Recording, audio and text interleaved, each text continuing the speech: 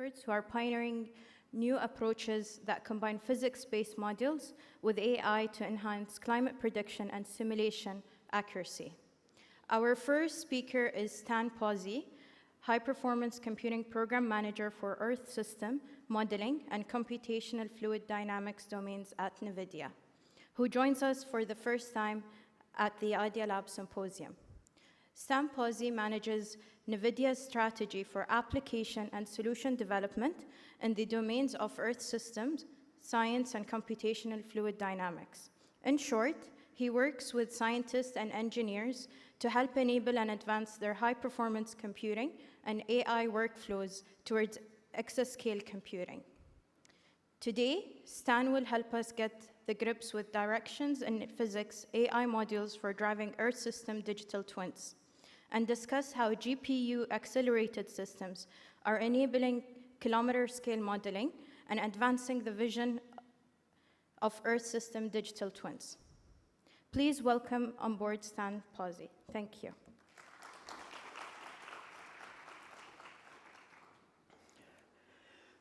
Thank you all for this opportunity. I'm really grateful to be here and very honored to give this talk today, leading off the session with some real experts. I'm going to be presenting work from a number of different scientists at NVIDIA. So you'll hear about different scientific developments, and then from myself looking at some of the developments of how we've gotten to this vision of where we're starting to drive towards Earth system digital twins. And what I wanted to do was start out with a brief review of kind of where we've been, some history with the community, Earth system modeling community, before I talk about what we're doing in the area of hybrid physics AI modeling. Now, I reversed the two because the physics came before AI. That's part of what I'm going to talk about here as we go forward. But to give you a brief introduction, NVIDIA started to focus on this domain in 2011. I joined in 2009. And it was really an opportunity to develop Earth system models on GPUs, much like you heard from Professor Stevens this morning with the ICON model. And I'll give you a list of the models we work on the next page. The focus on AI and ML didn't really happen until around 2018. And just to give you some timeline, there we'd already started some collaborations with various important organizations, including ECMWF. And these were primarily around areas of post-processing, maybe some downscaling, maybe some hybrid modeling. I'll talk about that. It's not the same kind of hybrid modeling we see today. I'll get into those details. But really, the first breakthrough in full emulation, which is where the focus of the community is today, started in 2018 with a paper from Dr. Dubin and Dr. Bauer, where they trained on the ERA5, which is the common approach that you see in the community today.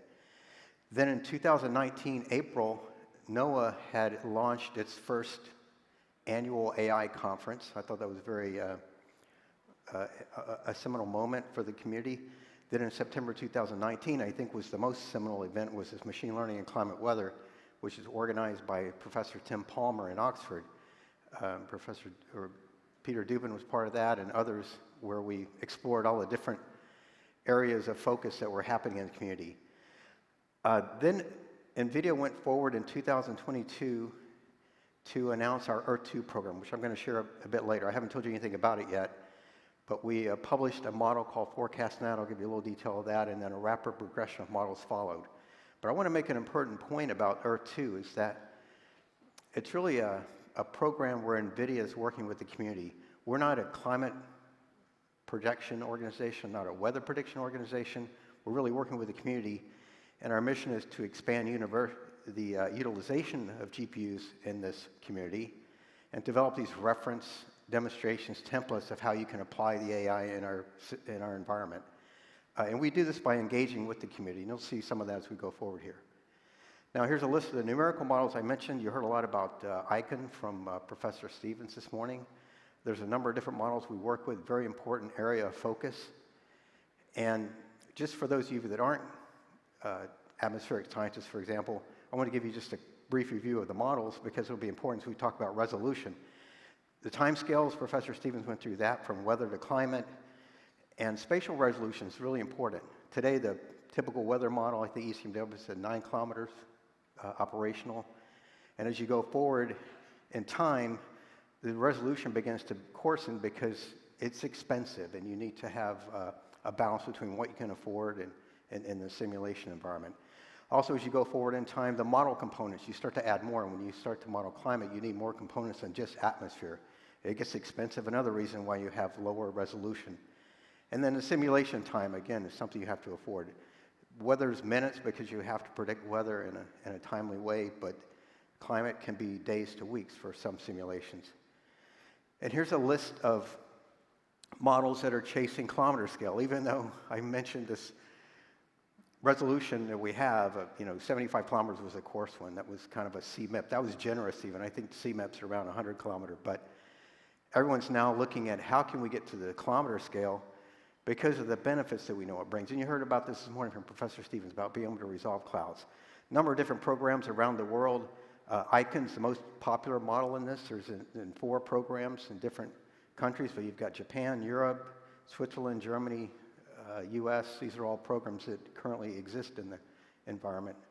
And NVIDIA has had an opportunity to train AI models on this data. So not only is it important for us to get the physics models to this resolution in order to resolve some of the processes that we can't today with the current resolutions, they're also becoming models that provide training data. We've had experience with ICON model I mentioned where we've trained at the 5 kilometer level, not to the 1.25, which ICON can offer today. It's very expensive to train on these models.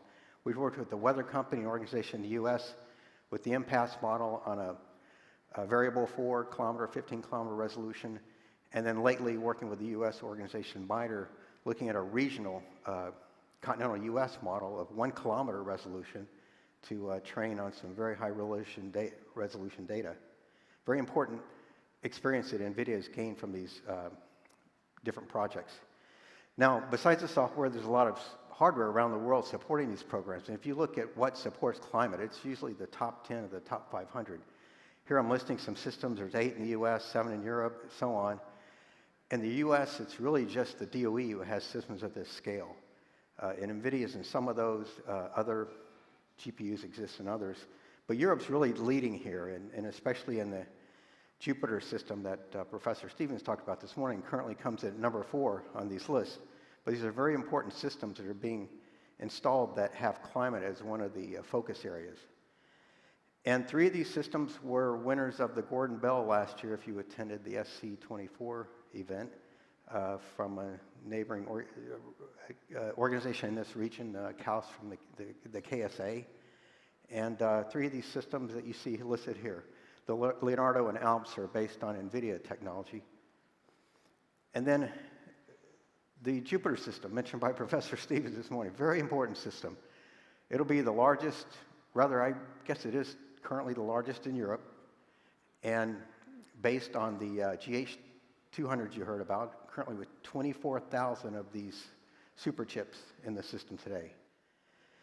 And Professor Stevens had shown this at the ISC conference where he was able to achieve close to the full ESM at 1.25 at 83 SYPD. This is quite a breakthrough. I showed you earlier some of the resolutions that exist in the models today. This is really changing how we start to look at the technology, and systems like Jupiter are going to be around to provide us with that level. Now, on the AI side, we've been able to model, or rather train on the 5 kilometer data. We haven't gotten to this full ESM at 1.25 kilometers. I guess it's atmosphere-ocean coupling. Now, let's go back, though, to 2018. ECMWF has this event, very important in the community, that investigates HPC and meteorology. And in 2018, Dr. Andy Brown gave a review of the next 10-year outlook. And you can go, the link, I checked it before I got here. The report is still there. There's nothing in there about AI in their research, which was really surprising. I had to go back and look in 2018. A lot about the numerical models. This is the kind of thing you see, the global modeling centers and how much they've achieved in skill over time. But then in 2021, now this is a biennial event, but because of the pandemic, it got pushed to 2021. By then, Dr. Dubin had become the coordinator of machine learning, and everything had changed. And part of my theme here today is just how fast this is moving, and I'm going to get into some details of that. But he talked about how much since the 2018 workshop to 2021, it would change. And he showed this chart of all the various projects that were ongoing, from planned, ongoing, published. It was just enormous how much progress was made in a short period of time, especially compared to the physics models. And NVIDIA, as I point out in the bottom there, had joined the Center of Excellence to help advance more machine learning. And in sometime mid-2020, ECMWF had installed their first set of A100s as part of the Center of Excellence, and on we went towards several collaborations.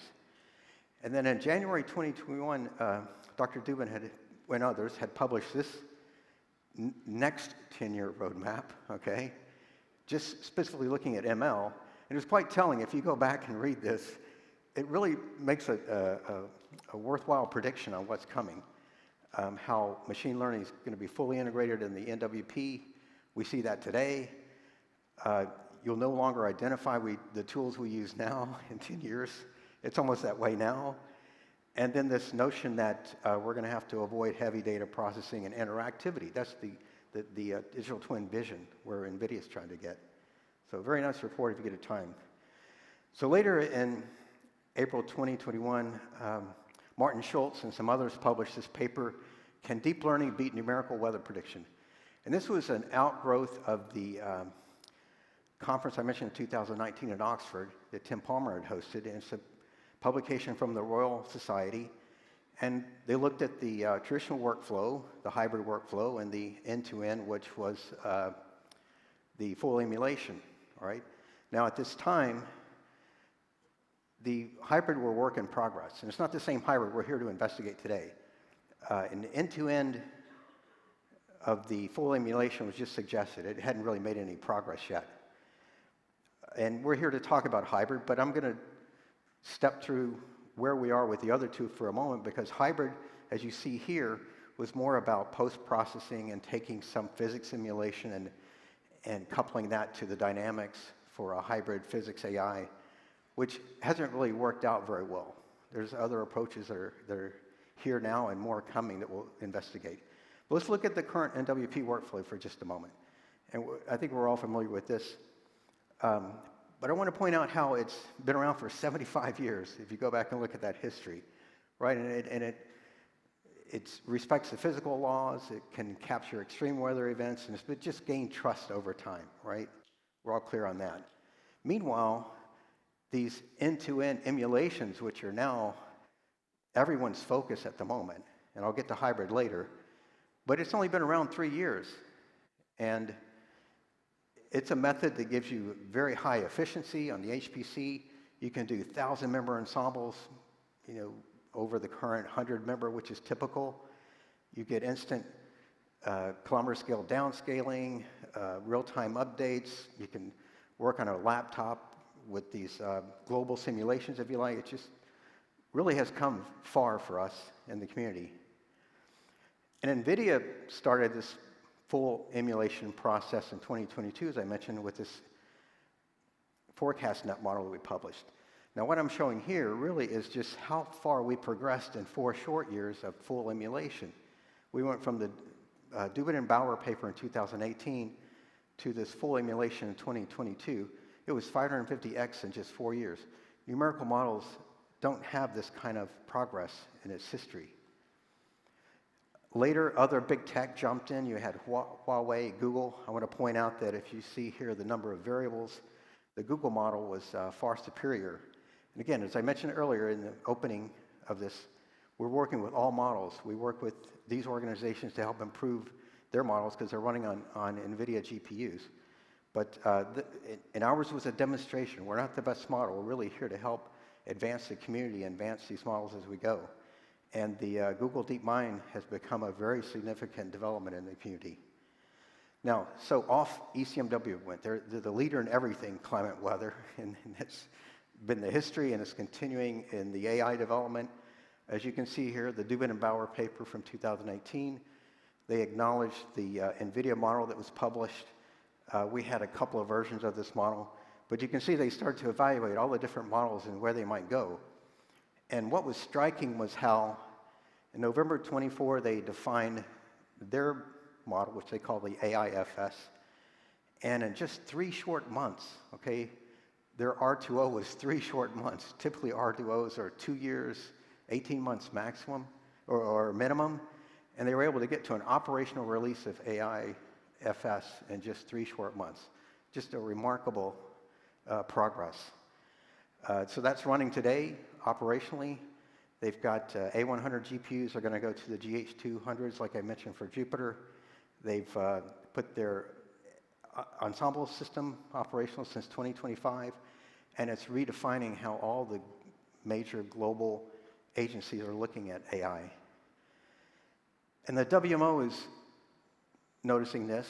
They have a task team that they formed, and have started looking at the requirements here, and they recognize that the fast track from experimental to operational was really fast compared to numerical models, how the cost of running these inference models in inference was far superior to what we were doing today, and have started to really drive that into understanding what's possible for the community.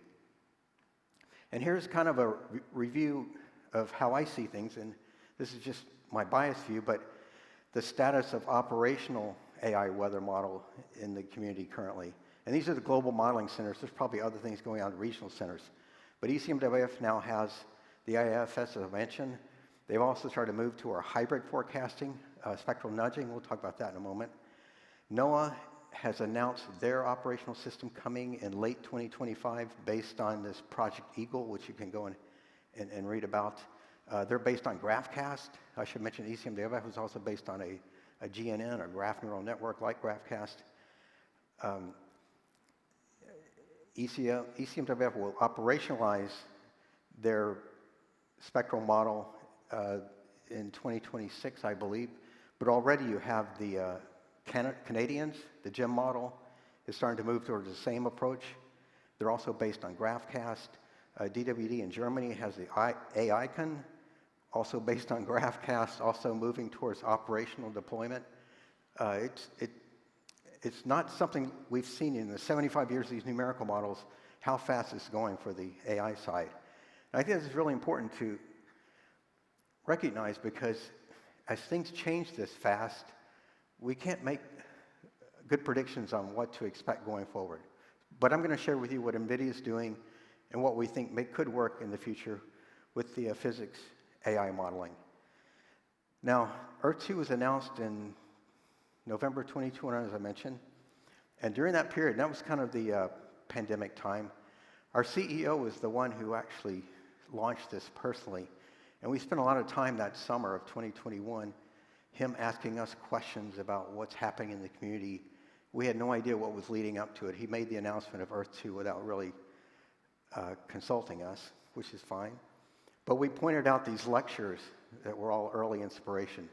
The SC keynote from Professor Stevens is one I highly recommend you to read or to view if you can.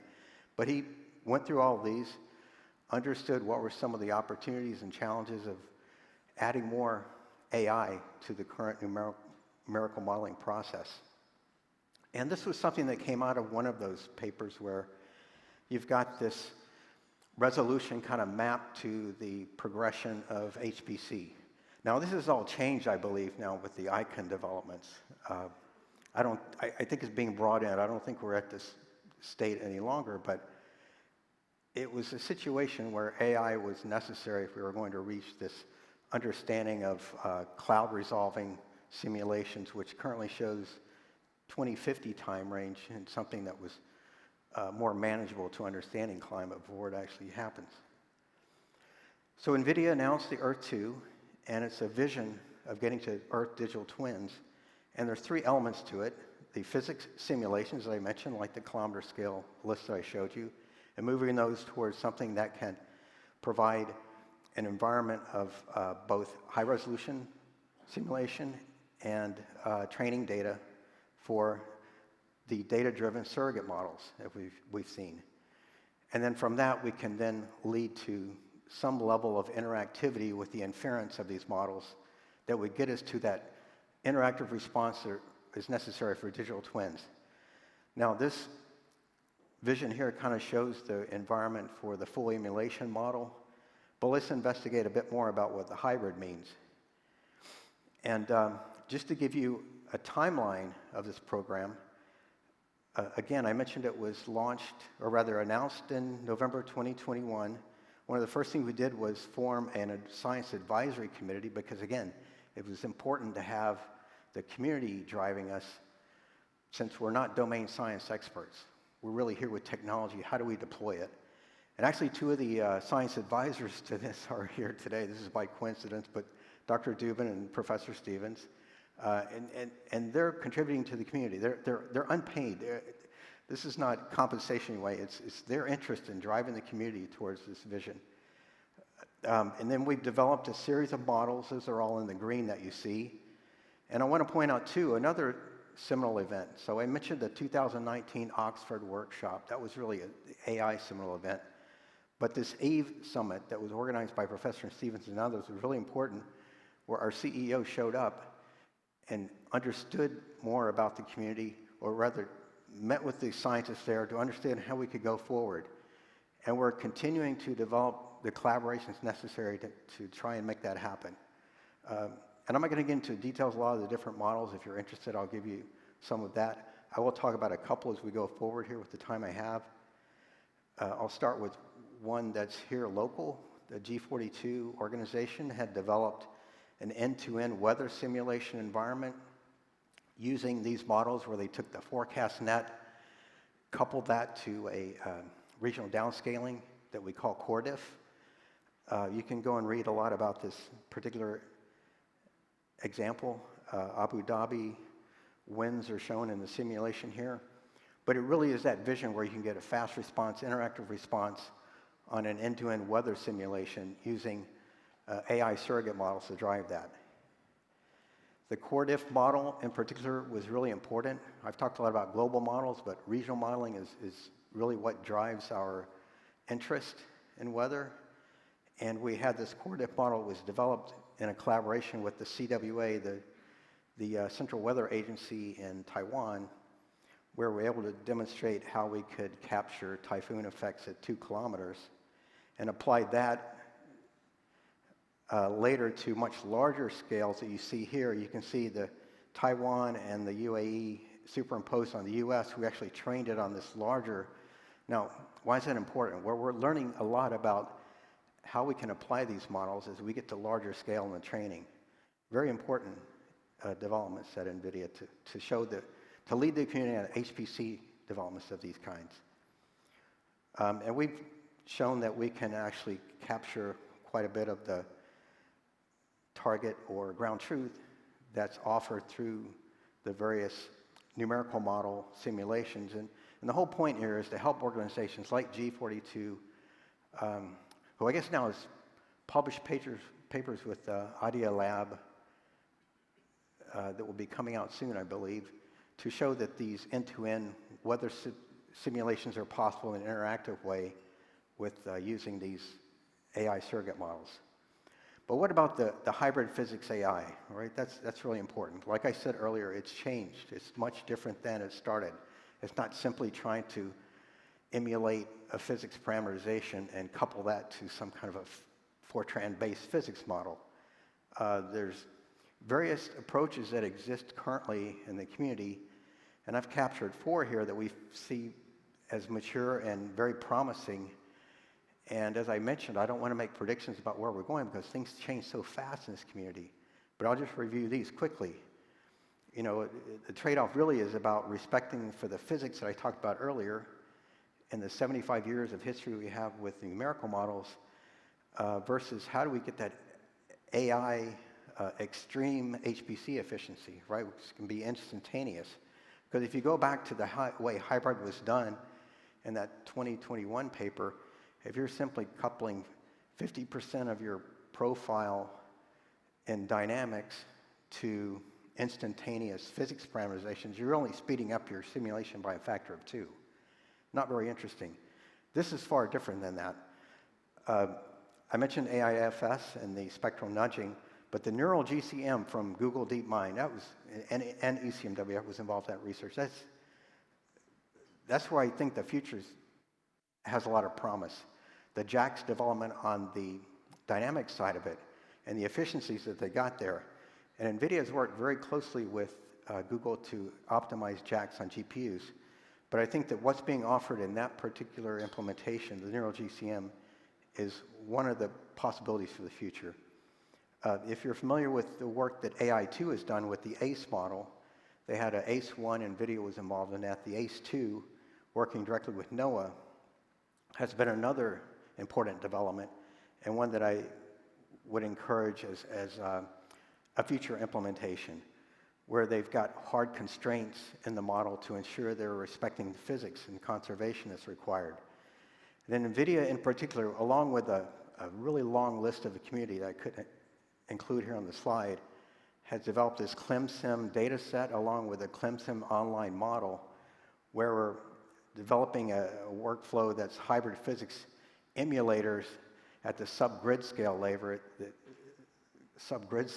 level that couples to models, GCM models like the E3SM from the DOE. I think these four models rather will probably define the directions NVIDIA will be going.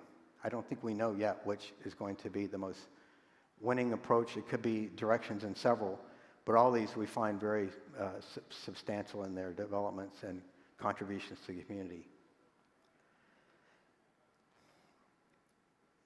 So we've started to develop this infrastructure for hybrid integration. I won't get into a lot of details about it, but it's called Physics Nemo. It has different features that are trying to help the community find a way to improve the model development side of things, right? Again, we're not the domain experts. We're just there to provide the infrastructure to help the community. So please have a look at that if you get an opportunity. And again, I have to emphasize how much the energy efficiency benefits are important. You can look at a lot of different models, and I think everything here is either downscaling or full emulation, but the neural GCM, which is the hybrid in there, you can see the efficiency of that, 100,000x. And these are us going through the papers and finding out what kind of efficiencies they can drive. But being able to do a hybrid model, this kind of HPC efficiency is really the direction the community needs to go. And I'll mention one climate development that's very important to us.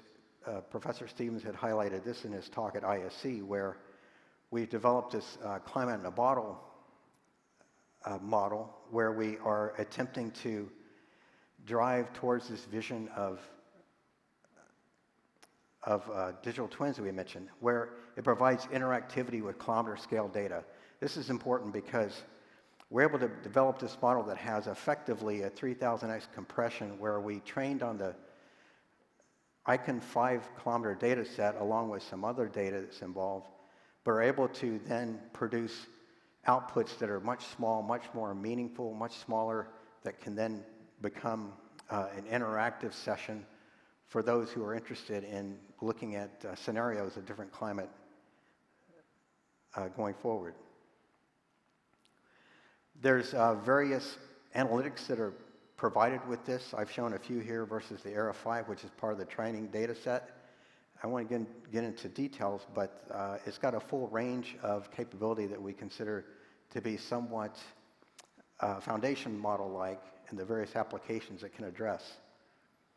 And it got a lot of recognition in the press because of its ability to take kilometer data, kilometer scale model data, but provide that interactivity is really important to reach the digital twin vision. So I'm going to finish there. I've got a few different pointers on how we deploy our solutions, but I don't know that that's important here. That's more for the scientist deployment. I'm going to stop there and take questions with the time we have. Thank you.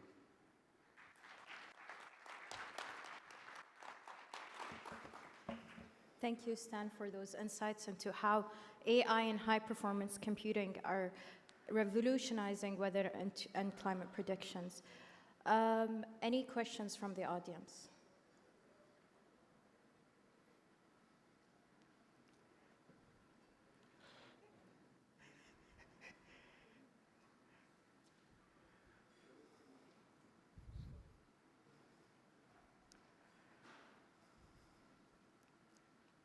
Thanks. Thanks, Dan. That was a fantastic talk and really interesting to see all of these developments put together in one go. One thing you didn't talk about, but I'm curious about, is how you see the language environment for implementing on NVIDIA machines. You know, how we're kind of stuck between Fortran disappearing, frameworks like, you know, C++, Cocos. We could use CUDA, but then we're kind of stuck to a particular architecture. JAX doesn't work on unstructured grids. Yeah. Yeah. Well, so as you pointed out, there are many different methods in play right now. Fortran is still the preferred method, and of course, compilers and everything's mainly focused on that approach. But there's so many others that are available. Cocos you mentioned, or Oka's another, or JAX.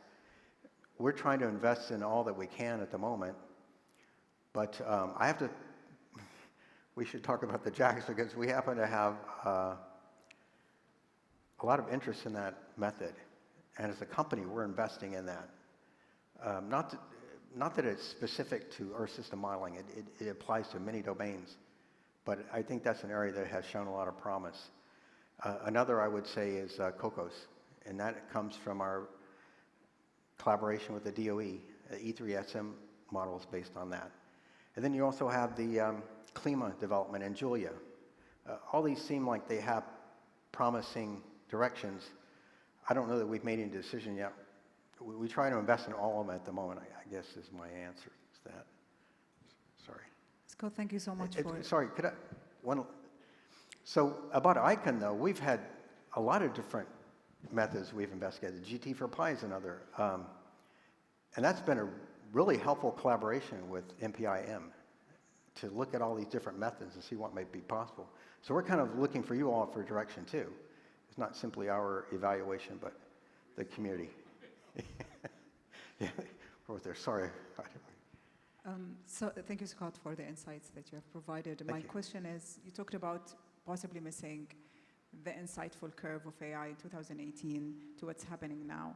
Are we also missing out on many other kind of emerging concepts that are in the field, especially from architectural hardware design?